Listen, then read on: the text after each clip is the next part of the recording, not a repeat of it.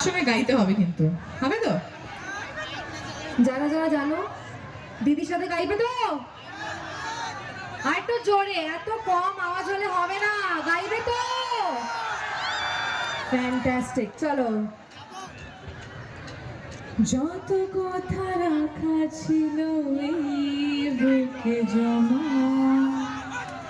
যত কথা রাখা ছিল এই বুকে জমা, তোমাকে জানিয়ে দিলাম প্রিয়তমা, তোমাকে জানিয়ে দিলাম ও প্রিয়তমা, ও প্রিয়তমা, আমি প্রিয়তমা, তোমার প্রিয়তমা। জোরে কান্তালি হয়ে যান আমাদের প্রিয়তমার জন্য। Thank you so much. চলো।